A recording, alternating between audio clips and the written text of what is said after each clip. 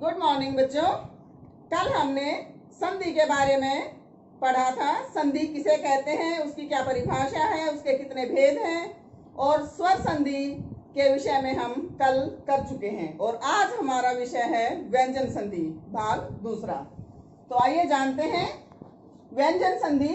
व्यंजन का व्यंजन या स्वर के साथ मेल होने पर जब व्यंजन में विकार या परिवर्तन होता है उसे व्यंजन संधि कहते हैं। यानी व्यंजन का व्यंजन के साथ मेल हो या व्यंजन का स्वर के साथ मेल हो, लेकिन परिवर्तन केवल व्यंजन में ही आएगा, तब व्यंजन संधि होती है। जैसे दिग जमा अंबर, दिगंबर, यहाँ पर क है और ए है। इन दोनों की संधि होने पर क में परिवर्तन होकर ग बन गया है, इसलिए यहाँ पर व्यंजन संधि है। सत जमा मार्ग, सन मार्ग, यहाँ पर मैं होने के कारण तय को न हो गया है, इसलिए तय में परिवर्तन हुआ, यहाँ पर व्यंजन संधि है। उत जमा ज्वल, उज्ज्वल, तय में परिवर्तन हुआ, इसलिए यहाँ पर व्यंजन संधि है। इसके नियम है बच्चों कि पहले के स्थान पर तीसरा आता है। ध्यान रखें कि पहला वर्ण जो है उसके स्थान पर तीसरा आता है उसी वर्ग का। किसी वर्ग के प्रथम वर्ण का मेल किसी स्वर या य र ल व है उसी वर्ग का तीसरा या चौथा वर्ण हो, उनके साथ हो जाए तो पहला वर्ण अपने ही वर्ग के तीसरे वर्ण में बदल जाता है। जैसे दिग जमा गज, दिग्गज, यहाँ पर क ग में बदल गया है। क का तीसरा वर्ण क वर्ग में ग होता है, इसलिए यहाँ पर दिग्गज। षट जमा आनन, षडानन, ट वर्ग में तीसरा होता है ड, इसलिए यहाँ पर षडानन। जगत जमा अंबा, जगदम्बा। उत जमा घाटन, उद्घाटन, तय को द हो गया है, क्योंकि आगे कोई स्वर नहीं है इसलिए ये द हलंत रह गया है। सत जमा गुण, सदगुण। सत जमा आचार, सदाचार। सत जमा उपयोग, सदुपयोग। भगवत जमा गीता, भगवत गीता। इसलिए यहाँ पर ये ध्यान देने योग्य बात है कि पहले के स्थान पर हमेशा तीसरा ही आएगा, उसी वर्ग का तीसरा बनेगा। अगर स्वर है तो वह पूरा बन जाएगा, और अगर व्यंजन के साथ उसकी संधि हुई है तो उसके नीचे हलंत आएगा। दूसरा नियम है इसका, पहले के स्थान पर पांचवा, पहले के स्थान पर पांचवा भी बदला जाता है। कैसे? किसी वर्ग के पहले वर्ण का मेल न या म से होने पर वह अपने वर्ग के पांचवें वर्ण में परिवर्तित हो जाता है। कैसे? सत जमा मार्ग, सन मार्ग, यहाँ पर मैं होने के कारण तय को न हो गया है, तय का पांचवा वर्ण न होता है। वाक जमा में, वांग में। सत जमा मति, सनमति। तत् जमा में, तन में। जगत जमा नाथ, जगन्नाथ। उत जमा मुख, उन्मुख। अगला नियम है बच्चों छह संबंधी, अर्थात किसी भी स्वर के साथ छह का मेल, यानी पहले स्वर हो और बाद में छह हो, तो छह के पहले च का आगम हो जाता है, वो छह चछ में बदल जाता है। कैसे? अब उदाहरण देखते हैं। अनु जमा छेद। अनु में न को उ की मात्रा है, यहाँ पर स्वर है, इसलिए यहाँ छह से पहले च आ जाएगा, अनुच्छेद। वी में ई स्वर है, जमा छेद, विच्छेद।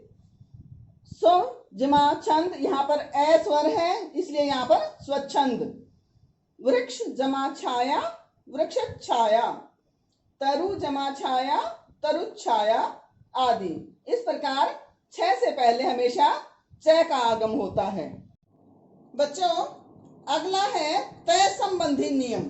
जब त से परे च छ ज झ या ट ठ ड ढ ल और है में से कोई भी वर्ण आ जाए तो तय को क्रमशः अर्थात च के स्थान पर च छ दोनों के स्थान पर च हो जाएगा, ज झ के स्थान पर ज हो जाएगा, ट ठ ड के स्थान पर ट और ड हो जाएगा और ल के स्थान पर ल रहेगा, लेकिन है के स्थान पर ध हो जाएगा।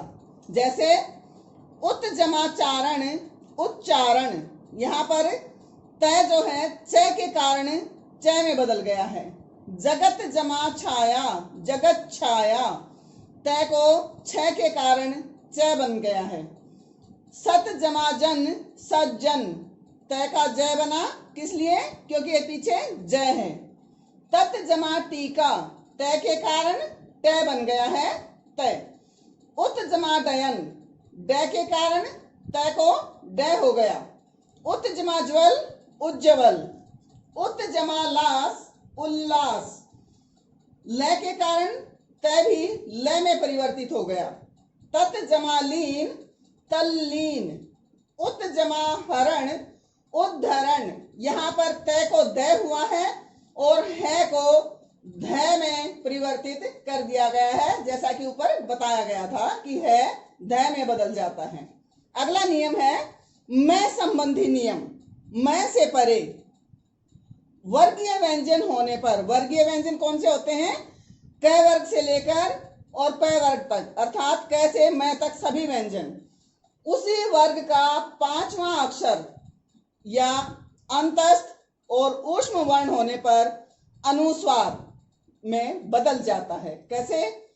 जैसे सम जमा कल्प संकल्प, यहाँ पर क वर्ग है तो इसका पांचवा अक्षर बन गया अंग। सम जमा च संचय, सम जमा तोष संतोष, त का पांचवा अक्षर न होता है। परम जमा तु परंतु, सम जमा पर्क संपर्क, सम जमा भावना संभावना। ये वर्गीय व्यंजन थे इसलिए इनका पांचवा अक्षर बना, लेकिन यहाँ पर अंतस्थ और ऊष्म वर्ण है इसलिए यहाँ पर इसका अनुस्वार हो जाएगा। सम जमा योग संयोग, सम जमा रक्षण संरक्षण, सम जमा शोधन संशोधन, सम जमा सार संसार, सम जमा वाद संवाद, सम जमा हिता संहिता।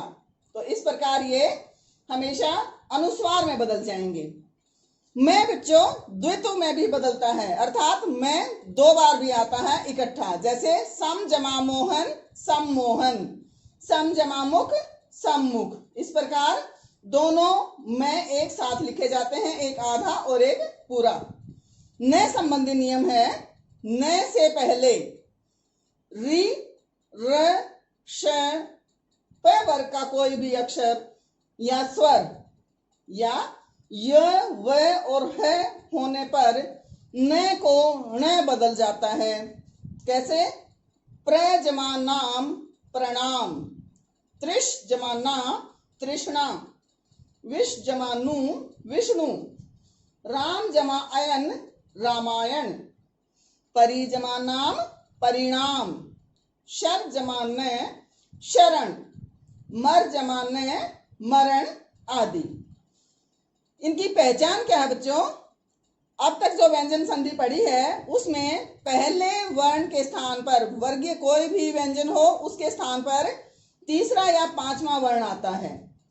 र और श या प वर्ग के साथ यदि न का मेल होता है तो वह ण में बदल जाता है और मैं हमेशा पंचम अक्षर में ही बदलता है।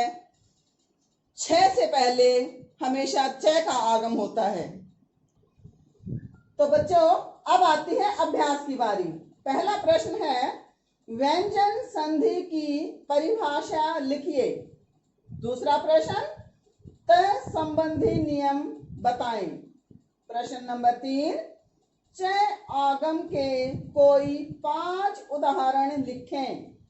प्रश्न नंबर 4 म संबंधी नियम क्या है? प्रश्न नंबर 5, न संबंधी नियम व उदाहरण लिखें। प्रश्न नंबर 6, पहले वर्ण को पांचवा कब होता है? तो बच्चों, आपने आज व्यंजन संधि समझी। आप इसे बार बार देखें, समझें और अपनी कॉपियों में उतारें। धन्यवाद।